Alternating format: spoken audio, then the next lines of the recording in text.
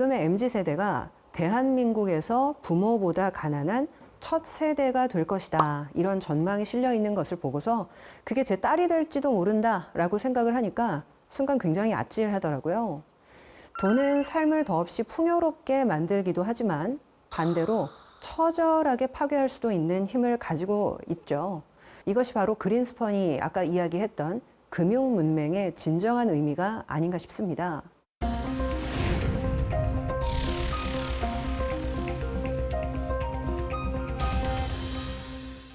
재미있게도 많은 경제학자들 그리고 세계적인 투자자들의 저서나 발언들을 보면요. 그 돈 공부의 출발점이 의외로 투자 서적을 열심히 읽거나 열심히 줄치면서 공부하는 그런 게 아니었더라고요. 사실 돈이라는 것의 본질이 무엇이냐라고 보면 사람의 마음, 즉 심리에서 출발한다는 얘기를 굉장히 많이 합니다. 예시를 제가 하나 들어드리겠습니다. 제가 얼마 전에 책을 하나 읽었는데요.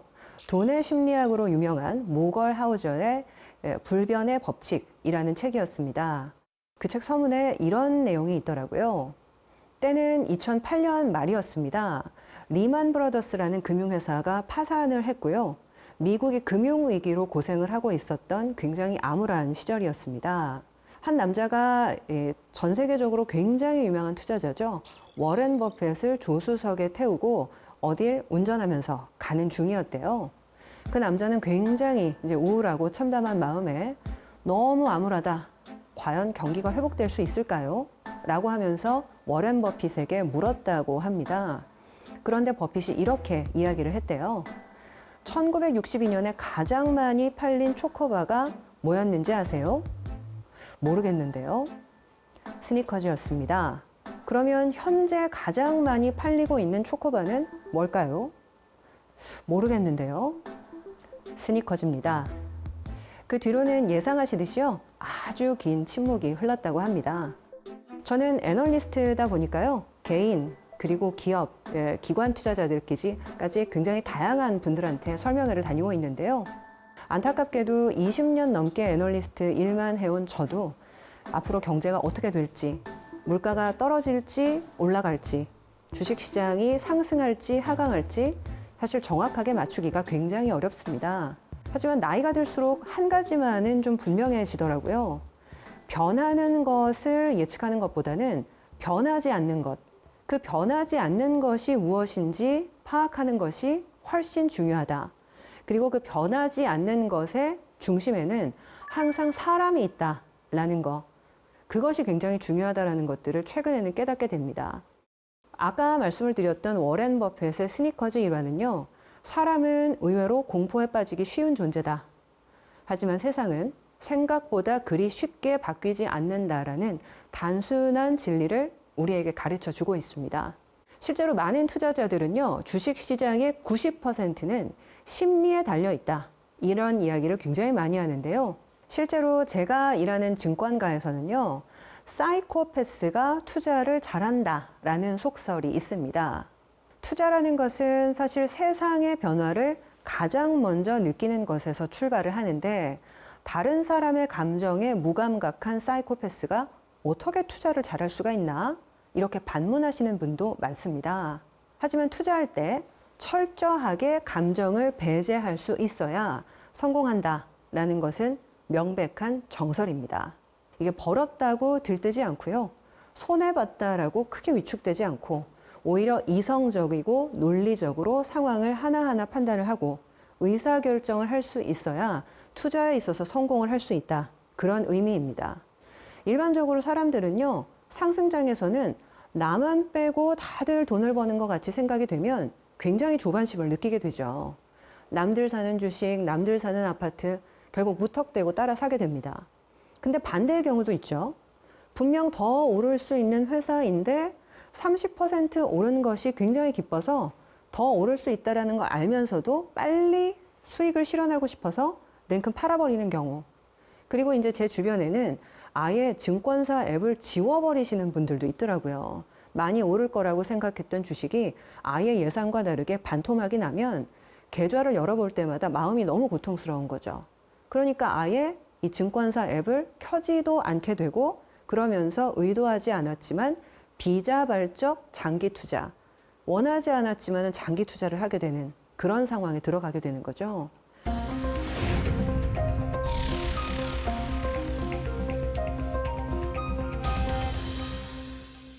얼마 전에 제가 다큐멘터리를 봤는데요.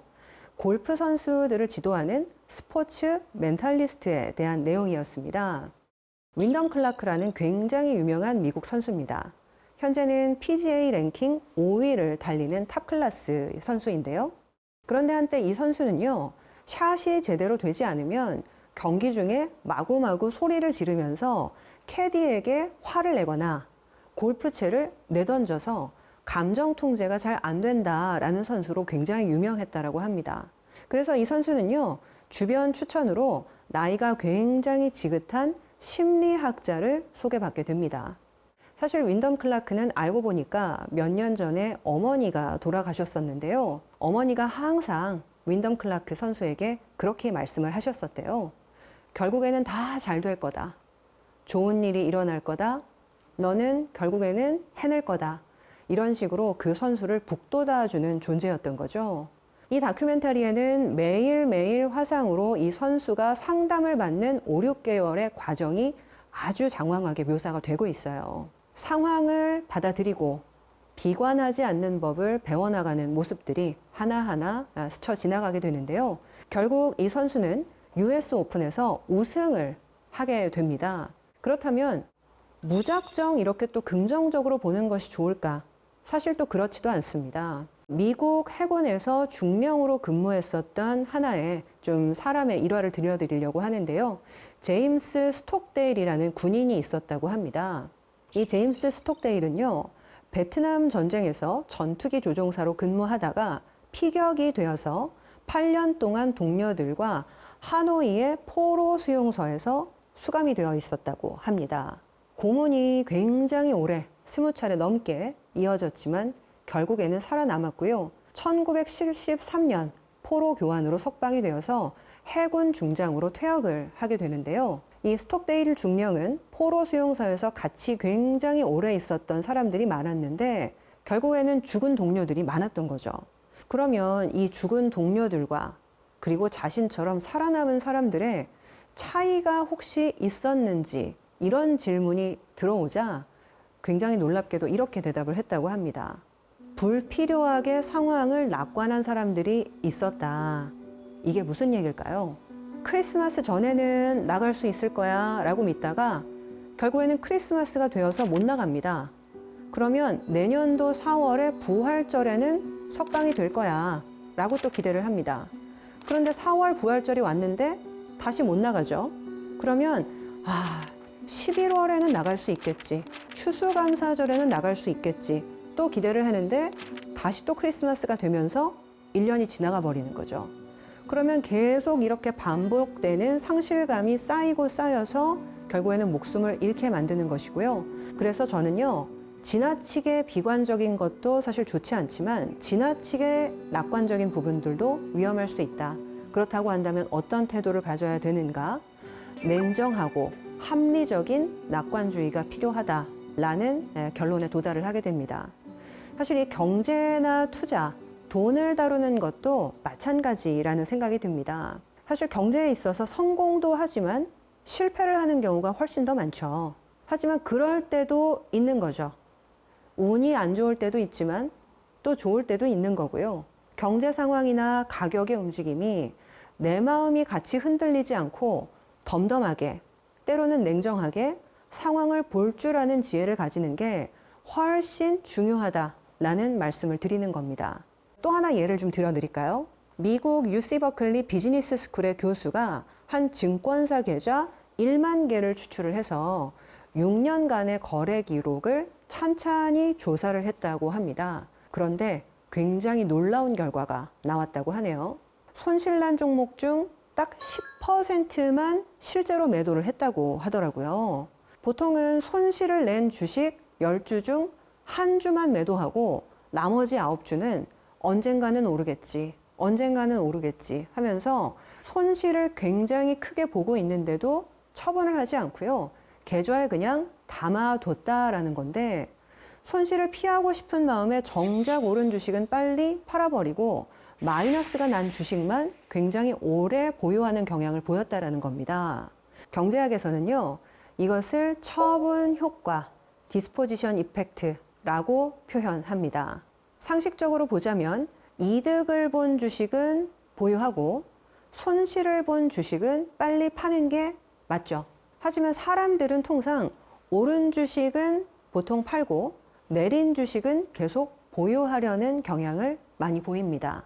왜냐하면 하락한 주식을 파는 순간 손실은 바로 확정이 되어버리기 때문에 그 감정이 너무 두려워서 일단 피하고 보는 거죠.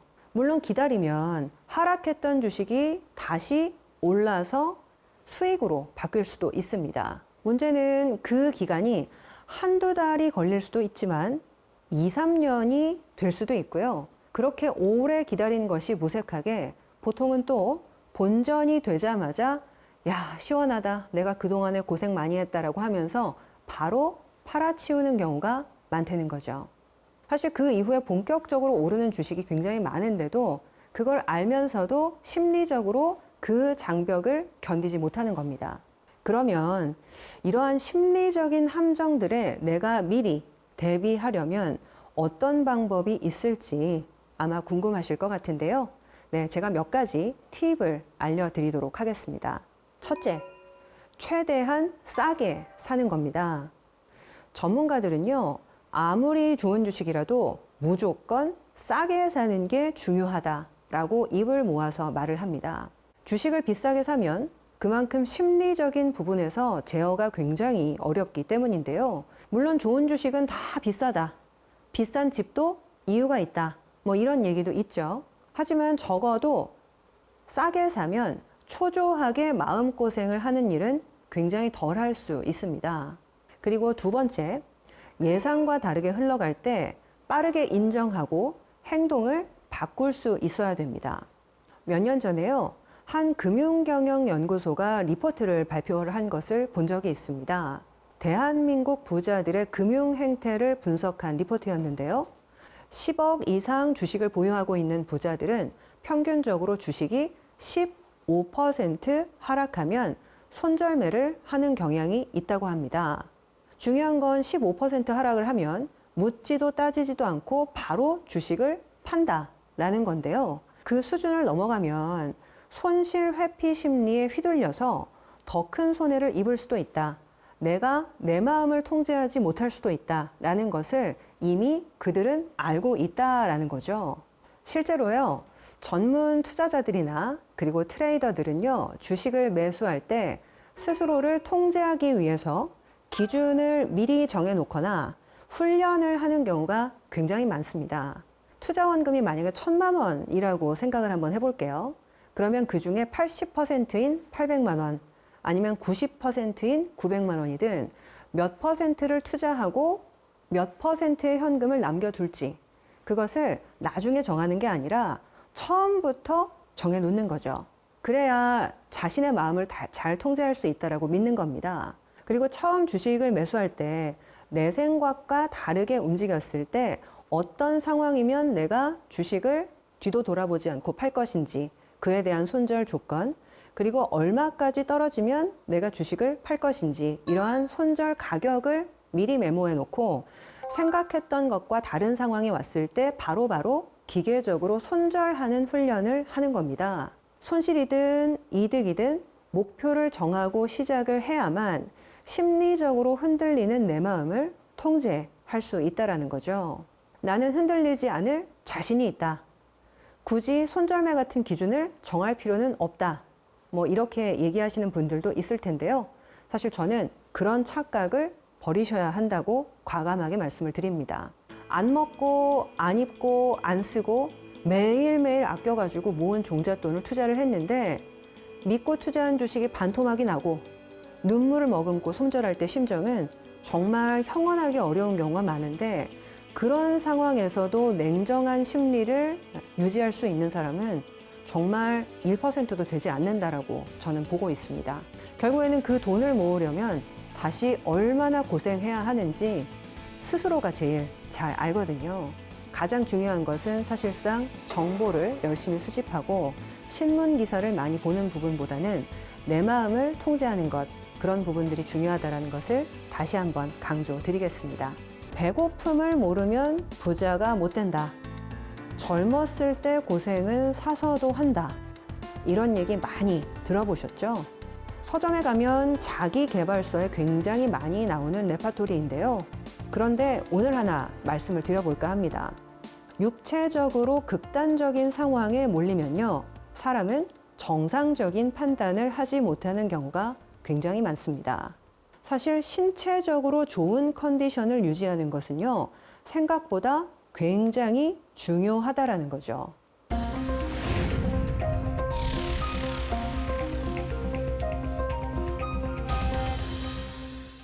평소 아끼던 후배에 대한 얘기를 하나 해드리도록 하겠습니다. 그 후배가요, 사표를 낸다고 찾아왔더라고요. 새로 회사를 차리게 됐다라고 하면서 인사를 왔던데, 뭘 하려고 회사를 그만두냐 제가 물어봤겠죠. 그랬더니 알고리즘을 이용해서 가상화폐, 그러니까 코인을 트레이딩하는 회사를 하려고 한다라고 하더라고요. 그래서 이제 이 회사에서 여러 가지 전략들을 돈을 벌기 위해서 테스트를 해보는 중이라고 했는데, 굉장히 재미있는 얘기를 들었습니다. 뭐냐면요, 똑같은 코인이라도 가격이 시시각각 바뀌는데 중요한 건 일정한 패턴을 보이는 경우가 있다. 그래서 그걸 잘 활용하면 돈을 벌 수도 있을 것 같다라는 얘기를 하더라고요. 그건 뭐냐면 굉장히 단순했는데요. 새벽 2시에 사서 아침 9시에 매도하는 그런 전략입니다. 그래서 저는 물었죠. 왜 그런 전략을 쓰는 거냐라고 했는데 대답이 굉장히 흥미롭더라고요. 새벽 2시에는요, 다들 너무 졸려서 못 견디고 결국에는 팔아버리는 시간이다. 그렇기 때문에 나는 그걸 이용해서 싼 가격에 살 수가 있다. 그런데 중요한 거는 보통 매수 주문은요, 내가 아침에 씻고 밥 먹고 출근해서 아침 9시부터 9시 30분에 보통 매수 주문을 하는 경우가 많다는 거예요. 그래서 그 시간대에 다시 코인 가격이 비싸지는 경향이 많다고 합니다. 그래서 새벽 2시에 사서 아침 9시에 파는 전략을 자동 매매로 알고리즘으로 돌려봤는데 의외로 성과가 굉장히 괜찮았다고 하더라고요. 새벽 2시까지 코인 시세를 쳐다보면서 이거를 그냥 가지고 있어야 되나 말아야 되나 팔아야 되나 고민을 하다가 졸리고 피곤해지고 눈꺼풀이 꾸역꾸역 감기면 그때부터 문제가 생기는 거죠. 집중력은 흐려지고요. 빨리 침대로 가고 싶은 마음에 조바심이 커지니까 그냥 에라 모르겠다 팔아버리고 마는 겁니다. 하지만 그럴 때 반대편에 있는 똑똑한 누군가는요, 그런 우리의 컨디션을 이용해서 돈을 벌고 있다는 거죠. 정신이 육체를 지배한다 라는 말도 있지만 저는 꼭 그렇게 생각하지는 않습니다. 충분히 숙면을 취하지 못했을 때, 그리고 제때에 끼니를 챙겨 먹지 못했을 때 의외로 사람들은요, 스트레스 레벨이 올라가고 생각은 좁아져서 잘못된 판단을 내리는 경우가 굉장히 많습니다. 배고프고 졸리면은요, 한숨 푹 자고 만난 것으로 배를 채우고 다시 생각해 보는 것이 훨씬 좋다라는 겁니다. 얼마 전에 한 고객을 만났는데요. 그 고객이 저한테 부자는 명품보다 유기농을 좋아한다 라는 말을 하시더라고요. 저는 그 말이 굉장히 머릿속에 많이 남았습니다. 건강을 잃으면 돈도 다 필요 없다 라는 말이냐고 제가 물어봤더니요. 그것도 틀린 말은 아니다. 하지만 최상의 신체적 컨디션을 오래 유지해야 무슨 일이든 젊었을 때만큼 자신 있게 할 수 있다. 그래서 아침에 항상 내가 직접 유기농 야채 과일을 갈아 먹고 나온다. 늘 몸 관리에 신경을 많이 쓴다. 그렇게 얘기를 하시더라고요. 이것도 그런 관점에서는 굉장히 당연한 일인 것 같습니다. 실제로 프린스턴 대학교에서는요, 이런 연구도 한 적이 있었다고 하는데요. 이스라엘 법정에서 10개월간 내려진 1,000개 이상의 판결을 조사를 해봤다고 합니다. 그래서 판사들이 판결을 내릴 때 점심시간이나 오후 간식 타임 전후로 그 사람들이 내리는 판결에 유의미한 변화가 있는지 조사를 한번 해본 겁니다. 그런데 놀랍게도요, 체력이 좋을 수밖에 없는 아침과 오전에는 가석방 같은 우호적인 판결의 비율이 65%까지 올라갔다고 합니다. 그런데 점심을 먹기 직전 조금 배가 고프겠죠. 이런 오전 11시부터 12시까지의 시간에는요, 가석방 비율이 65%에서 15에서 20%까지 급전직하하는 것으로 집계가 됐다고 합니다. 심지어 점심시간 직전 15분, 그 15분의 가석방 비율은 0%에 달했다고 하더라고요. 결국에는 피곤하다 보니까 중요한 결정을 미루는 심리가 발동을 한다는 건데, 미국의 유명한 법학자인 제롬 프랭크, 이 사람이 이런 말을 했다고 하더라고요. 정의란 판사가 아침에 뭘 먹었는지에 달려 있다. 굉장히 놀랍고도 좀 무서운 말이죠. 어쨌거나 배가 고프거나 졸리거나 피곤하면 좋은 선택을 할 가능성이 굉장히 낮아지는 것이 사실이다 라고 받아들여 주시면 좋을 것 같습니다. 결국 내 몸의 컨디션 때문에 내 감정, 내 두뇌까지 영향을 받고 있는데 스스로는 미처 깨닫지 못하는 경우가 굉장히 많은 겁니다. 저는 그래서요, 결핍은 사람을 성장시키기도 한다. 하지만 지나친 결핍은 독이 되는 경우가 많다라는 말을 믿는 편입니다.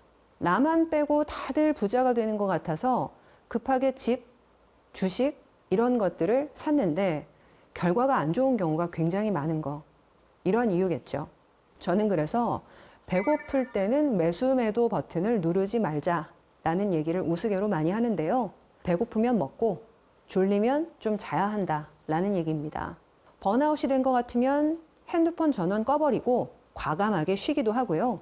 어떤 결정이든지 몸 컨디션이 올라온 이후에 해야 훨씬 생산적일 가능성이 높을 겁니다. 그리고 이것은요, 돈을 다루는 문제에 있어서도 똑같이 적용이 될 수 있습니다.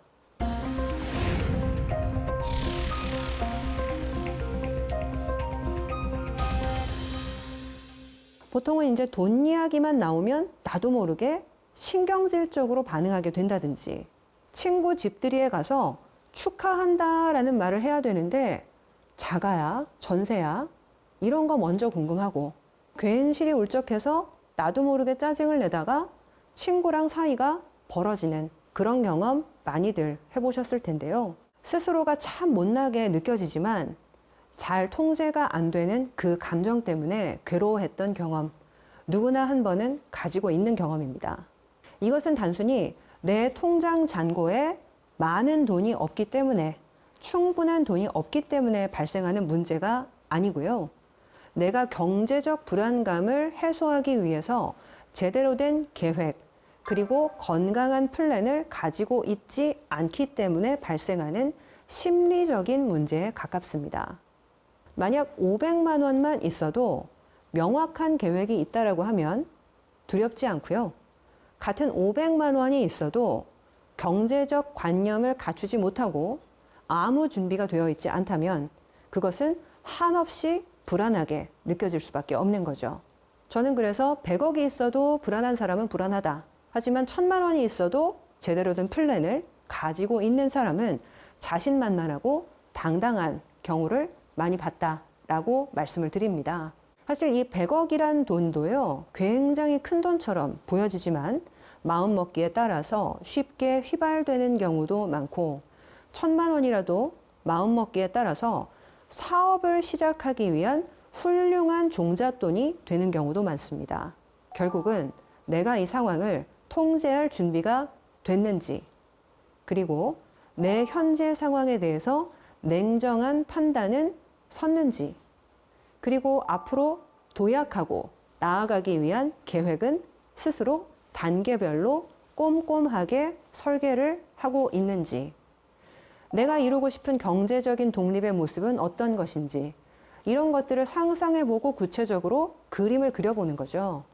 지금 통장에 가지고 있는 돈이 아니라 저는 그런 계획, 작은 행동, 이런 것들이 저희에게 안정을 준다는 것을 깨닫는 것이 아주 중요하다라고 말씀을 드립니다. 시합에 진 날 속상하다고 친구들이랑 술 한잔 걸치러 가는 야구선수. 반면 무엇이 잘못됐는지 고민하면서 배팅 연습을 1000개 하러 가는 야구선수. 아마 이 둘 간에는 오늘 밤 잠이 들 때의 마음가짐이 분명히 다를 겁니다. 내일 아침 일어날 때의 마음가짐도 물론 다를 거고요. 스스로의 마음을 통제하는 연습, 그리고 이를 위한 플랜이 반드시 필요하다는 말씀을 다시 드려봅니다. 하지만 마음은 그렇게 먹었어도요, 순간순간 충동적인 소비를 하게 되거나 욱하는 마음에 경제적으로 잘못된 결정을 하는 경우가 살다 보면 어쩔 수 없이 발생하게 되죠. 이런 실수를 줄이기 위해서는 몇 가지 심리적 통제 장치를 갖추는 것이 굉장히 도움이 됩니다. 그래서 제가 몇 가지 방법을 한번 추천드려 볼까 합니다. 아마 유명 명품 매장을 지나가다 보면요, 엄청나게 비싸고 좋은 상품들만 집중적으로 진열장에 전시를 해놓은 것을 보신 적이 있을 겁니다. 근데요, 막상 매장에 들어가 보잖아요. 그러면 일반 소비자들이 조금만 욕심을 내면 살 수 있는 물건들이 꽤나 있습니다. 명함 지갑, 벨트, 스카프 이런 것들이요. 그런데 왜 이런 제품을 쇼윈도에 진열하지 않고 감히 일반 소비자들이 살 수 없는 제품만 진열을 해놓는 건지 혹시 생각해 보신 적이 있나요? 경제학자들은 이것을 앵커링 효과라고 부르고 있습니다.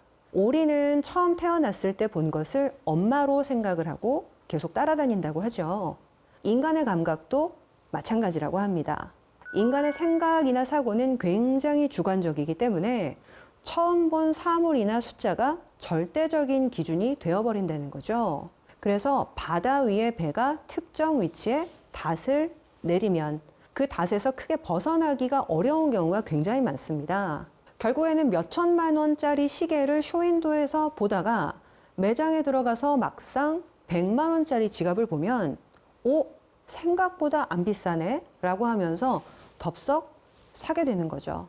그래서 처음 본 가격 때문에 내 사고가 마치 닻을 내리듯이 앵커링 되어서 왜곡이 되어버리고 평소 같았으면 안 했을 소비를 하게 만든다는 겁니다. 그러면 어떻게 하면 될까요? 사실 간단합니다. 그 순서만 바꾸면 되는 거죠. 크고 비싼 것이 아니라요, 작고 싼 것부터 보고 접근하면 됩니다. 실제로 심리학자 베버 그리고 물리학자 페이너가 재미있는 실험을 했다고 합니다. 처음에는요, 약한 자극을 받으면 그 다음 자극이 조금만 강해져도 바로 변화를 느끼는데 처음부터 강한 자극을 받은 사람은 자극의 변화가 아주 커져야 그 변화를 인지한다고 하더라고요. 이것이 바로 베버 페히너의 법칙입니다. 양초가 한 개 켜져 있는 방이 있다고 생각을 해보실게요. 그러면 양초가 한 개 켜져 있는 방에서 한 개를 더 켜본다. 그러면 굉장히 밝아진 것처럼 느껴지겠죠? 그런데 이미 양초가 100개 켜져 있는 방이 있다고 생각을 해보시겠습니다. 그러면 이 100개 켜져 있는 방에서는 양초를 한 개나 두 개 더 켠다고 해서 크게 달라진 것을 못 느끼게 됩니다. 소비든 투자든 모든 것은요, 계통적 질서라는 것이 존재하기 때문에 반드시 작은 것부터 시작을 해야 전체를 파악할 수가 있게 됩니다. 지금부터 130년 전, 그러니까 1800년대 후반에서 1900년대 초반 미국 시장에서 활발하게 활동을 했었던 제시 리버모어라는 전설적 투자자를 들어보신 적이 있을 겁니다. 이 사람의 투자 일대기를 다룬 책이 어느 주식 투자자의 회상이라는 책인데요. 여기에 이런 말이 나옵니다. 태양계에 살고 있는 사람이라면 누구나 이따금씩 날벼락을 맞게 된다. 이로 인해서 서글픈 사실을 다시 한번 상기하게 된다. 그 어떤 누구라도 외부의 영향력에서 벗어나서 시장에 대해서 항상 올바른 판단을 내릴 수는 없다는 것을. 이 말은 제시 리버모어가 루시타니아 폭락 사태를 겪고 나서 한 말이라고 합니다. 영국 리버풀에서 미국 뉴욕까지 정기적으로 왕복을 하던 3만 톤급의 초호화 여객선이 있었다고 합니다. 그 여객선의 이름이 바로 루시타니아호였다고 합니다. 때는 1915년 5월 7일, 약 2,000명의 승객과 승무원을 태우고 아일랜드 킨세일 앞바다를 지나가고 있었는데요. 독일 잠수함이 전쟁 물자 운송을 차단한다면서 민간인들이 타고 있었던 루시타니아호를 실수로 침몰시키게 됩니다. 여기에는 미국인 128명이 타고 있었는데요. 이 사건은 중립 노선을 걷고 있었던 미국이 제1차 세계대전에 참전하는 계기가 되는 사건입니다.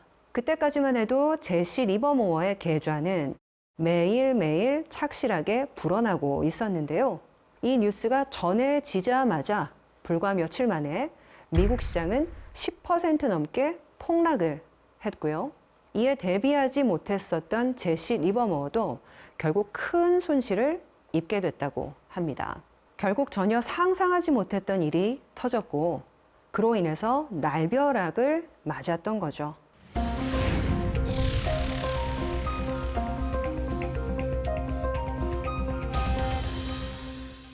인류 역사상 수많은 재난이 발생을 했는데 가장 많은 사망자를 낸 것이 대표적으로 100년 전 유행했었던 스페인 독감이었죠.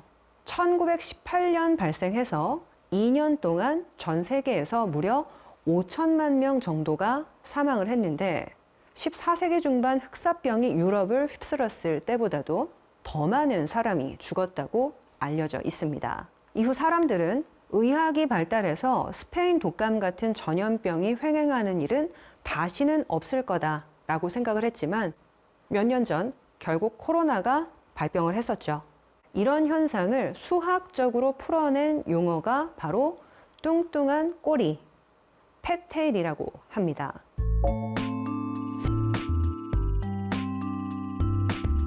금융시장에서 제일 많이 회자되는 통계 용어 중 하나인데요. 수학 시간에 정규분포라는 것을 배운 기억이 아마 있으실 텐데요. 그림에서 위쪽에 있는 노란색 선이 바로 정규분포라는 확률 분포도를 나타내는 곡선입니다. 그리고 점선, 이 점선이 팻테일 곡선인데요. 한번 제가 예를 들어보도록 하겠습니다. 1학년 일반 전체의 수학 평균 점수가 75점이다. 이렇게 되면 일반적으로 70점대를 맞은 학생이 제일 많을 겁니다. 그런데 학생 수가 평균값인 70점대에 제일 많이 올려 있으니까 아마 가운데 사람 수가 굉장히 많기 때문에 높고 두껍게 표시가 되는 게 당연하겠죠. 그런데 반면 평균에서 멀어지면 멀어질수록 그 점수를 맞은 학생은 별로 없습니다. 30점 맞는 것보다 빵점 맞기가 더 어렵다. 그런 말도 있죠. 사실 0점은 정말 답만 희한하게 피해갔다라는 거고 반대로 그 100점은 답만 정확하게 찍었다라는 건데 사실 둘 다 보통 어려운 일이 아닙니다. 그래서 저희는 왼쪽 꼬리, 오른쪽 꼬리, 그 꼬리가 얇아진다라고 표현을 합니다. 사실 세상에 많은 일이 대체적으로 이렇습니다. 꼬리가 얇아질수록 그리고 굉장히 드문 일일수록 잘 일어나지 않는다라고 생각을 하죠. 그래서 사람들은 세상의 많은 현상들이 이러한 정규분포를 따른다라고 생각을 합니다. 대부분은 당연히 그렇고요. 하지만 실제 우리가 사는 세상에서는요, 절대 일어나지 않을 거다. 상상조차 하지 않았다. 이랬었던 꼬리 부분의 사건이 의외로 자주 일어나고요. 그리고 돈을 다루는 금융시장에서는 그 사건이 터졌을 때 파급 효과가 어마어마하게 커지는 경우가 많습니다. 이 기업은 실적이 좋아질 것이다. 기준금리는 9월에 인하될 것이다. 굉장히 다양한 전망들이 있죠. 그리고 사람들은 그 전망의 확률에 베팅을 해서 거래를 하게 됩니다. 그런데 아예 일어나지 않을 거라고 생각을 했던 사건이 빵 하고 터지는 순간 그걸 예상하지 못했던 사람들은 결국 돈을 크게 잃게 되는 겁니다. 2015년에도 실제로 이런 일이 있었습니다. 설마 금리가 마이너스를 가겠냐라고 하면서 유럽과 미국 국채금리에 연동되는 파생 상품이 많이 팔린 적이 있었어요. 이 상품이 어떤 상품이었냐면요. 금리가 마이너스 구간에 들어서지만 않으면 확정된 금리를 꽤 높게 쳐주는 상품이라서 굉장히 인기가 좋았습니다. 그래서 구체적인 조건이 뭐였냐면 독일의 국채금리가 마이너스 0.2% 위에 있으면 연간 4.2%의 이자를 주게 됩니다. 그런데 반대로 독일의 국채금리가 마이너스 0.7% 아래로 떨어지면 원금 전액을 손해볼 수도 있는 그런 구조였는데요. 당시 상품을 판매하던 사람들은 독일이 망하지 않는 이상 원금 손실 가능성은 없다. 설마 금리가 마이너스로 떨어지겠습니까? 라고 하면서 판매를 했고요. 투자자들도 맞지. 어떻게 금리가 마이너스 0.7%까지 떨어지겠어? 이 말이 일리가 있다라고 하면서 가입을 많이 하게 됩니다. 하지만 그 설마가 사람을 잡게 됩니다. 독일의 10년 만기 국채금리가 결국 마이너스 0.7%까지 하락을 했고요. 스위스의 10년 만기 국채금리는 마이너스 1.1%까지 떨어집니다. 그래서 이 상품에 투자했던 사람들의 항의가 빗발쳤고요. 당시 이것이 상당한 문제가 되기도 했습니다. 결국 아까 말씀드렸던 팻테일, 이 뚱뚱한 꼬리가 우리에게 가르쳐 주고 있는 교훈은 바로 이겁니다. 설마 그런 일이 벌어지겠어? 라고 생각했던 일들이 금융시장에서는 꽤나 자주 발생한다는 거. 그래서 돌다리도 두드려보고 건너는 게 맞다는 거죠. 실제로 제가 만나본 부자들은요, 굉장히 신중하고 이상하리 많지 의심이 많은 경우가 아주 많았습니다. 예전에는 이랬는데 지금은 왜 이런지, 앞으로는 이럴 수도 있는 거 아니냐, 별별 가능성을 다 따져보고요. 3번, 4번 철저하게 확인을 한 후에도 절대 투자 원금 전액을 몰빵해서 투자하지 않습니다. 우리가 보통 예측을 할 때는 과거 데이터에 의존할 수밖에 없긴 합니다. 어떤 일이 발생했을 때 어떻게 해야 하는지 알려면 일단 당연히 옛날 통계를 찾아봐야 하고 그거를 토대로 예측이라는 것을 해보게 되죠. 하지만 과거 데이터에 지나치게 의존해서 미래를 예측하려고 하면 반드시 오류가 발생하게 된다라는 부분을 말씀을 드리고 싶습니다. 보통은 겪어보지 않은 일일수록 경제에 미치는 영향은 더 크고요. 투자에도 큰 영향을 미치게 되는 경우가 많습니다. 결국 부자들은 한 번도 일어난 적이 없는 일도 언제든 일어날 수 있다는 사실을 받아들이는 경우가 많고 차라리 그에 대한 대비를 철저히 하는 게 맞는 방향이다 라고 생각을 한다는 거죠. 혹시 천재는 내가 아니라 상승장이다 이런 말을 들어보신 적이 있나요? 상승장일 때는 대다수가 돈을 벌 수밖에 없습니다. 코로나 이후 2년 동안이 사실 그랬죠. 코스피 지수가 1600에서 3300까지 2배나 올랐고요. 자고 일어나면 몇 억씩 벌었다, 얼마를 벌었다 이런 사람들이 온라인에 정말 많이 등장을 했습니다. 그런 사람들이 쓴 책도 굉장히 불티나게 팔렸죠. 하지만 2022년 미국이 금리 인상을 시작하자 약세장이 찾아왔습니다. 러시아와 우크라이나가 전쟁을 하고 인플레이션까지 겹치면서 코스피 지수는 다시 2000 초반까지 하락을 하게 됩니다. 대출을 최대한 받아 집을 샀던 영끌족, 하우스푸어가 됐다라는 얘기도 굉장히 많이 들렸죠. 그 이후 다시 시장이 안정을 찾아서 이런 이야기도 싹 들어가고 말았지만 저는 한 가지는 확실한 것 같습니다. 코로나 와중에 돈을 많이 벌었던 사람이 투자 천재인 줄 알았지만 사실 천재는 상승장이었던 거죠.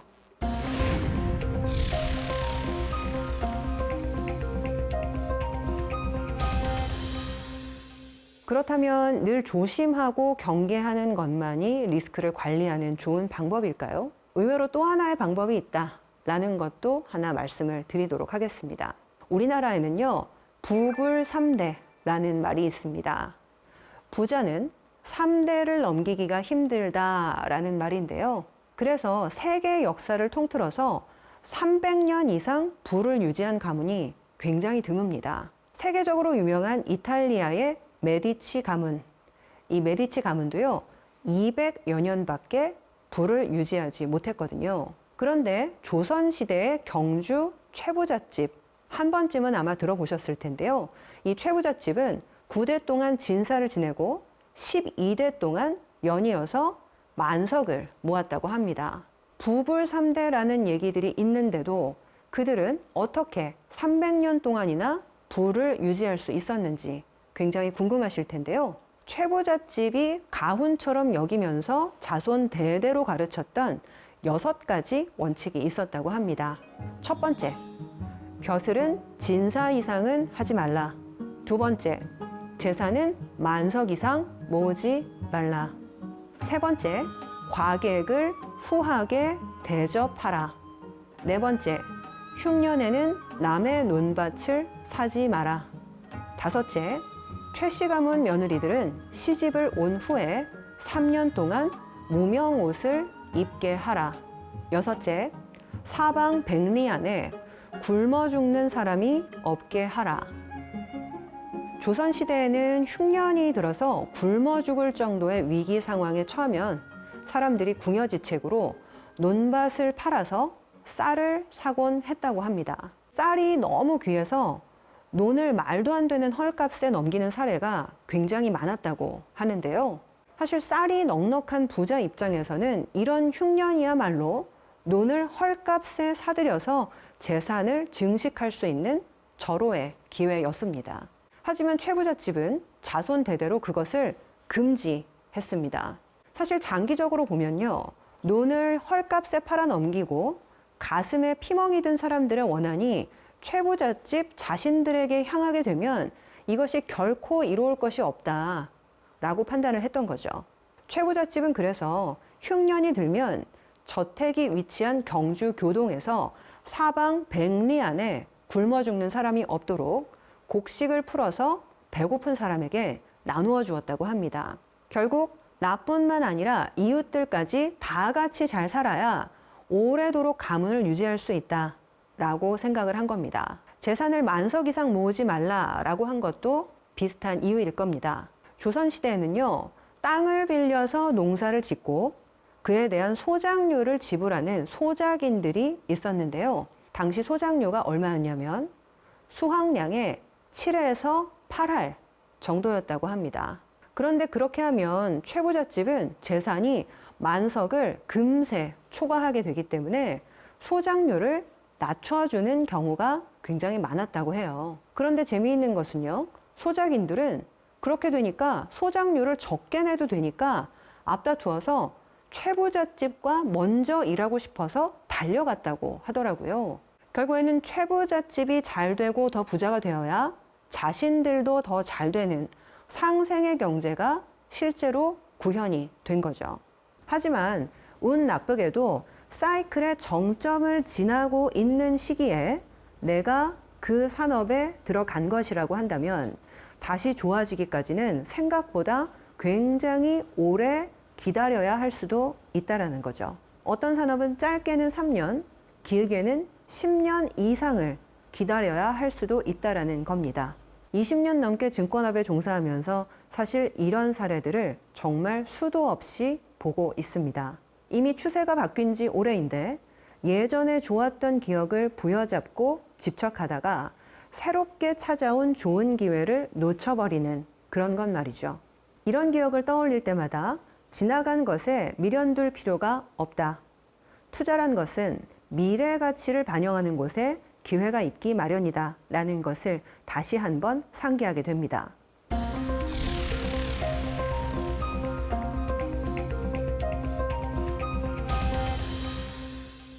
주식을 투자하는 데 있어서 한 가지 더 말씀드리고 싶은 것이 있습니다. 많은 사람들이 이야기하는 장기 투자가 의외로 정답이 아닌 경우도 있다라는 건데요. 어떤 맥락에서 이런 이야기를 하시는지 잘 모르시겠다고요? 제가 예를 한번 들어드리겠습니다. 지금 전 세계 1등 기업이 과연 어디일까요? 그리고 50년 전의 1등 기업, 100년 전의 1등 기업은 과연 무엇이었을까요?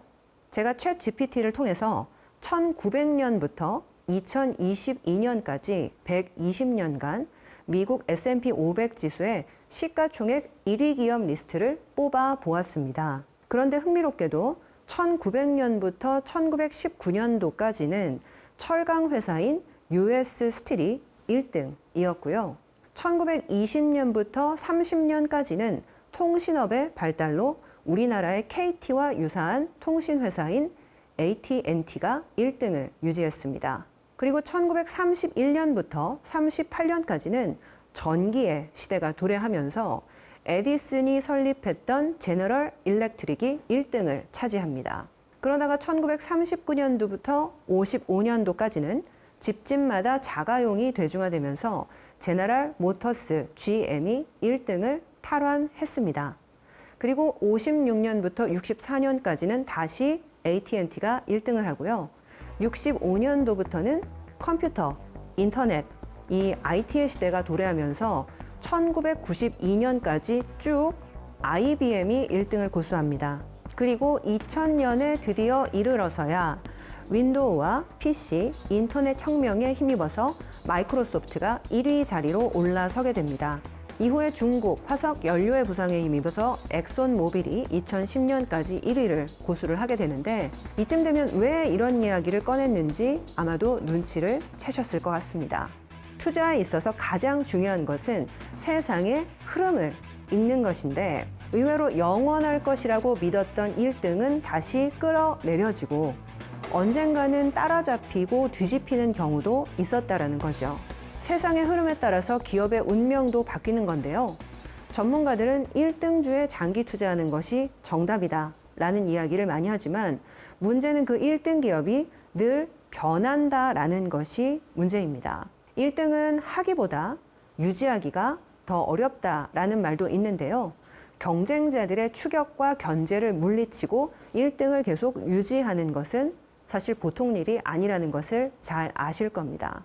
이것이 바로 장기 투자가 반드시 정답은 아닌 이유입니다. 투자의 구루로 여겨지는 마크 파버는요, 그런 이야기를 한 적이 있었습니다. 1960년대 미국의 성장주, 1970년대 오일 관련된 주식, 그리고 1980년대 일본 주식을 매입해서 묻어둔 사람들을 한번 봐라. 부동산도 마찬가지다. 14세기 베네치아, 16세기 리스본 땅을 샀던 사람들을 한번 찾아봐라. 어찌 보면 장기 투자는 투자업계의 마케팅 수단일 수도 있다라는 겁니다.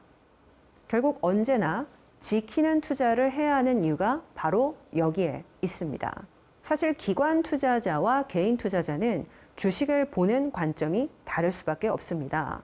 펀드를 운용하는 기관 투자자들은 싫든 좋든 규정상 주식 편입비를 일정 수준 이하로 낮추는 것이 불가능합니다. 그래서 약세장이 오면 상대적으로 덜 빠질 회사, 그럼에도 불구하고 오를 수밖에 없는 회사로 교체 매매를 할 수밖에 없지요. 하지만 주식 자체를 완전히 다 팔고 떠나지는 못합니다. 하지만 개인 투자가들은 조금 다르죠. 주식시장이 약세장에 접어들었다라고 판단되면 과감히 현금화를 하고 쉬거나 채권을 사고 예금에 넣어두면서 기회를 보면서 기다릴 수가 있습니다. 사실 타이밍을 잡는 게 쉬운 일은 아니지만 기관 투자가에 비해서 개인 투자가들은 선택지가 다소 많다라는 이야기입니다. 전업 투자가들은 통상 생존이라는 단어를 가장 중요하게 여긴다라고 얘기를 하는데요. 지켜야지 또 다음 기회가 온다. 조금 수익을 덜 보더라도 시장에서 살아남는 것이 가장 중요하다. 작은 수익에 만족할 줄 알아야 오래 갈 수 있다라는 이야기들을 귀에 못이 박히도록 하시는 분들이 많습니다. 물론 결코 쉬운 일은 아닙니다. 본디 부자는 가진 것이 많기 때문에 자연스럽게 지키는 투자를 하게 됩니다. 하지만 가지지 못한 사람은 매일매일 부자를 쫓아가는 입장이기 때문에 마음을 급하게 먹기 마련이지요. 결국 지키려는 자와 이제 막 부를 쌓아야 하는 사람들의 관점은 다를 수밖에 없을 겁니다. 하지만 시장은 공평하고 심지어 아주 잔인하기까지 합니다. 잠시 잘못된 판단을 했던 대가로 차곡차곡 쌓아 올렸던 부를 일거에 앗아가기도 하는 것이 바로 시장이고요. 워렌 버핏의 제자를 자처하는 모니쉬 파브라이라는 사람이 있습니다. 인도계 투자자인데요. 2017년 한 투자 강연에서 워렌 버핏과 찰리 먼거의 성공 비결을 이야기하면서 few bet, big bet, infrequent bet 이라는 말로 요약을 했습니다. 이것을 조금 풀어서 설명을 드리면요. 워렌 버핏도 큰 부를 이루게 된 과정을 보면 인생 통틀어서 딱 5번의 큰 베팅을 성공적으로 했기 때문이다. 그렇기 때문에 베팅은 거의 하지 않되 한다면 크게 하고 자주 하지도 않는다라는 철칙이 있었다라는 겁니다. 결국 다시 한번 말씀드리지만 지키는 것도 투자다.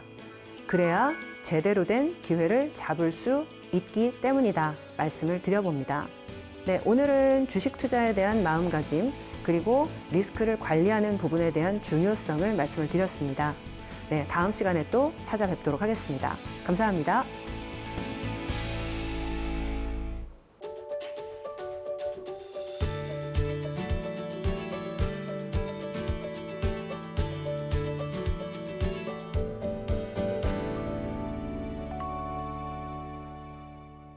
중국 한나라 역사학자였던 사마천은 사기에서 이런 이야기를 한 적이 있었는데요.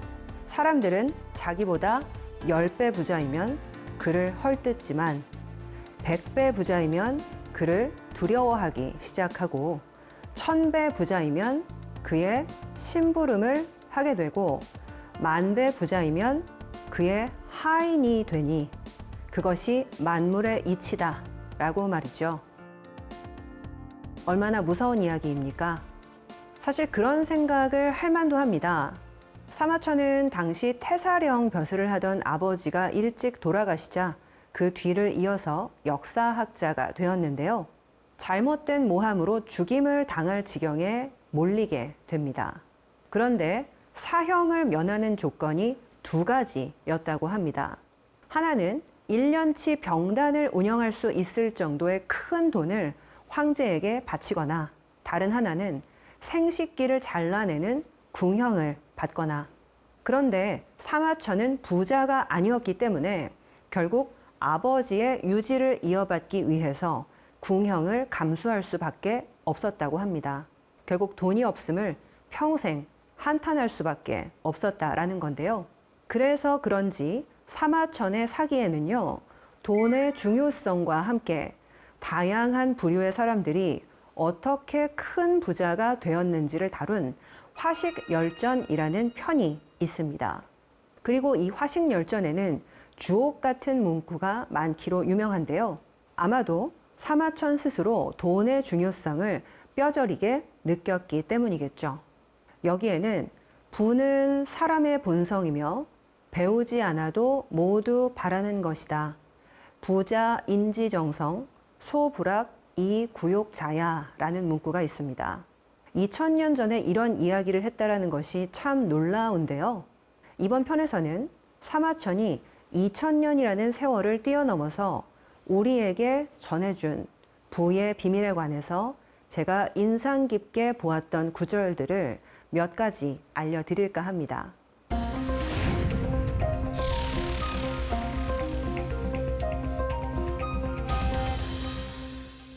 첫 번째, 부자 필용기승. 부자가 된 사람들은 반드시 자신만의 기이하고 독특한 방법을 활용했다. 세상에 남들이 다 아는 평범한 방법으로 부자가 된 사람은 없다라는 의미입니다. 공부를 열심히 해서 학점을 잘 받는다든가, 매일매일 회사 생활을 열심히 한다든가, 이런 것들로는 사실 큰 돈을 벌기 어렵고, 남들과 다른 자신만의 특기, 그리고 재주를 활용을 해야 부자가 될 수 있다는 거죠.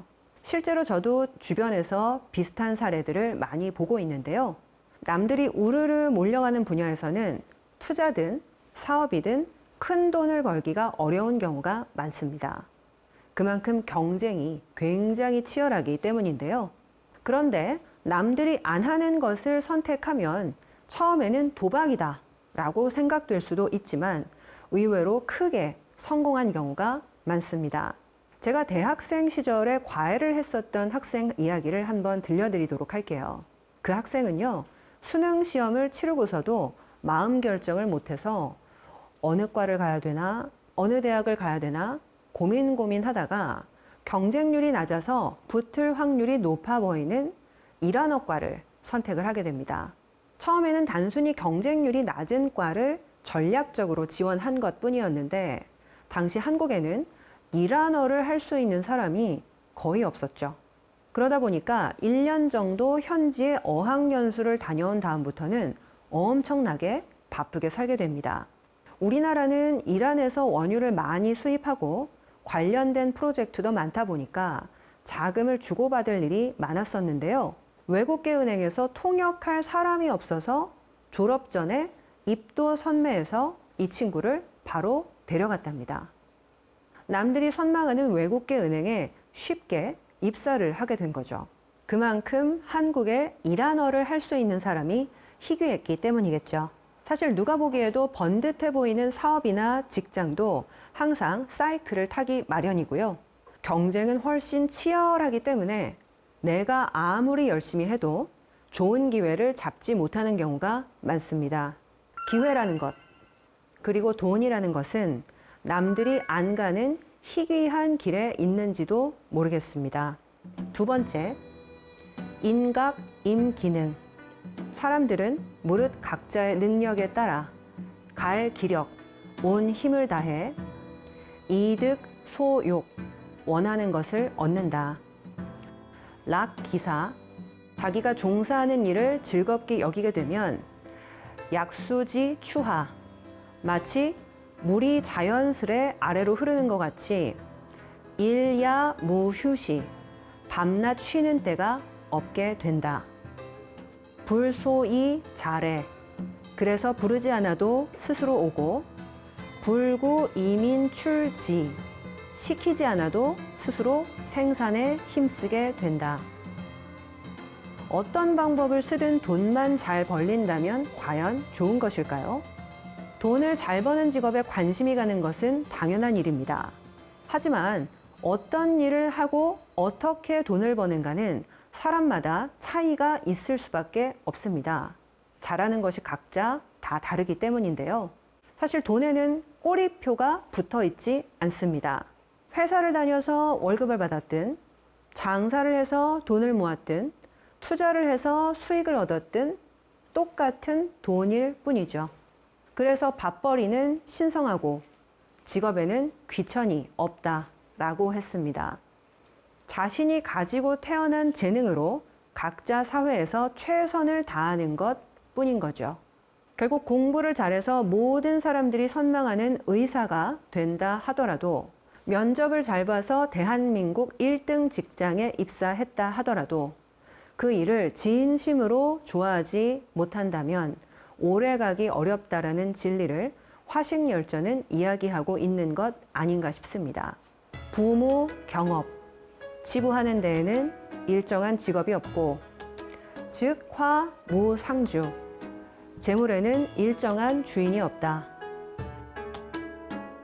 능자 폭주, 재능이 있는 사람에게는 재물이 모이고, 불초자 와해, 못난 사람에게서는 기왓장 부서지듯 홀연히 흩어지기 마련이다.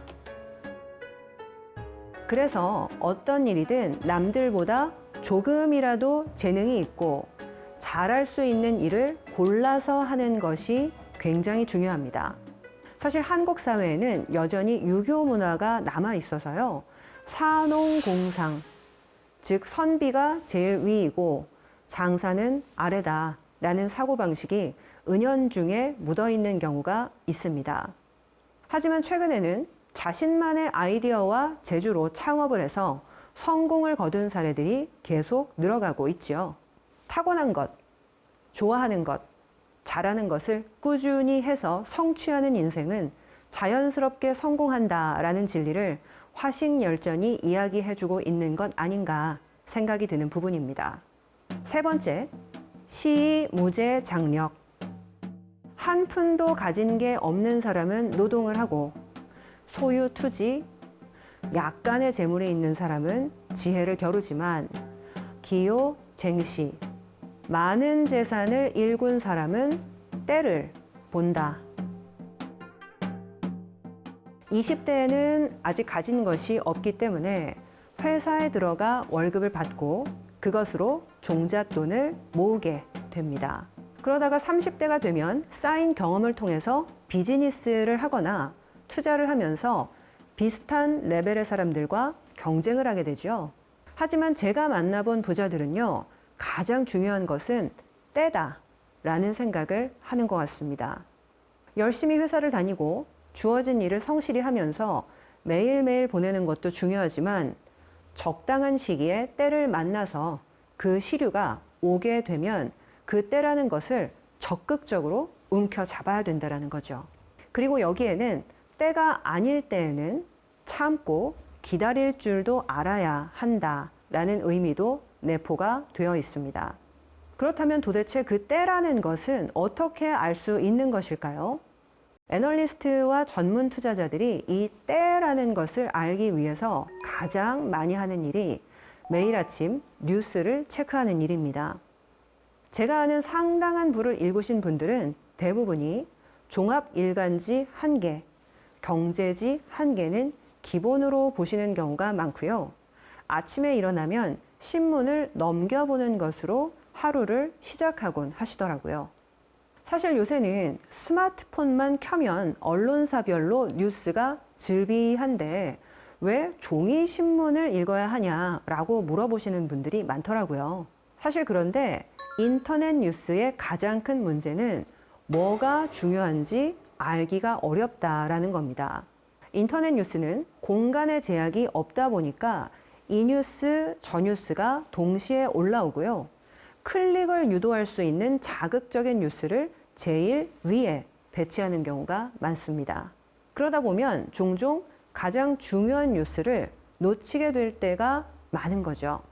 하지만 종이신문은 한정된 공간에 기사를 배치해야 하다 보니까 기자들과 데스크가 모여서 기사의 중요도를 판단하는 과정을 반드시 매일매일 거치게 됩니다. 이것을 게이트 키핑이라고 하는데요. 어떤 기사를 1면에 실을지 2면에 실을지, 1면에 실는다면 전면 기사로 실을지 하단에 작게 배치하는 정도로 끝낼지 독자를 대신해서 판단을 1차적으로 해주는 거죠. 그래서 일단 신문의 1면만 봐도 그날의 주요 뉴스가 무엇인지를 금방 알아챌 수 있게 됩니다. 언론인들 사이에서 20세기 최고의 발명품 중 하나는 신문의 레이아웃이다라는 말이 괜히 전해지는 게 아닌 거죠. 그렇기 때문에 아침에 일어나서 종이신문을 꼼꼼히 읽어볼 시간이 없다면 딱 5분만이라도 투자해 보시기를 권고드리고 싶습니다. 신문을 1면부터 30면까지 빠르게 넘기면서 헤드라인만 보는 거죠. 이렇게 되면 짧은 시간 안에 오늘의 중요 이슈가 뭐고 지금 사회나 경제에서 떠오르는 화두가 무엇인지 한눈에 짧은 시간 안에 파악하실 수가 있습니다. 종이신문을 권고드리는 또 하나의 이유는요. 다른 각도로 생각하는 법을 자연스럽게 배울 수 있기 때문인데요. 저는 직업상 2~3개 이상의 신문을 매일 아침 체크합니다. 그런데 가끔 보면 똑같은 뉴스라도 A신문과 B신문 그리고 C신문의 관점이 다른 경우가 많습니다. 예를 들면 어제 한국은행이 기준금리를 올렸다라고 생각해 보겠습니다. A신문은 금리를 올렸으니 이제 부동산 가격이 조정을 받을 것이다 라고 쓰는데요. B신문은 금리를 올렸으니 은행들의 예대 마진이 개선되어 은행주 주식이 좋을 것이다 라고 내보내고요. C신문은 어제 기준금리를 올렸지만 앞으로는 2번 정도 더 올릴 수 있다 라는 예측성 기사를 냅니다. 하나의 사실을 가지고도 해석하는 방식 그리고 접근하는 관점이 다 다른 거죠. 그러면 우리는 같은 사건에 대한 각기 다른 기사를 통해서 기준금리를 올리면 어떤 산업들이 그것에 민감하게 반응하는지 좀 더 쉽게 알 수가 있고 그로 인해 자연스레 경제를 거시적으로 바라보는 눈을 키우게 됩니다. 만약 종이신문을 매일 받아보는 것이 좀 부담스럽다라고 하시면 온라인 종이신문도 고려해 볼 만합니다. 아까 말씀드렸던 인터넷 신문과는 좀 다른 건데요. 똑같이 온라인상에서 보는 뉴스지만 요새는요, 종이신문을 그대로 스캔해서 종이신문과 똑같은 형태로 볼 수 있도록 PDF 같은 파일로 제공하는 경우가 많아지고 있습니다. 이렇게 되면 PC에서도 똑같이 종이신문을 넘기는 것처럼 보실 수가 있는 건데요. 처음부터 무리하실 필요도 전혀 없고요. 우선은 신문과 친해지는 것이 중요하기 때문에 아까 말씀드렸던 것처럼 5분 동안 헤드라인만 체크하시는 것도 괜찮은 방법입니다. 그렇게 3개월만 반복하면 까만 것은 글자요, 나머진 종이다 라고 생각되던 기사 내용 하나하나가 일정한 흐름으로 이어진다는 것을 느끼시게 될 거고요. 6개월이 지나면 서서히 경제 기사를 읽는 것에 재미를 느끼면서 주변 사람들과도 자연스럽게 금융시장과 경제에 대해서 이야기를 나누게 됩니다.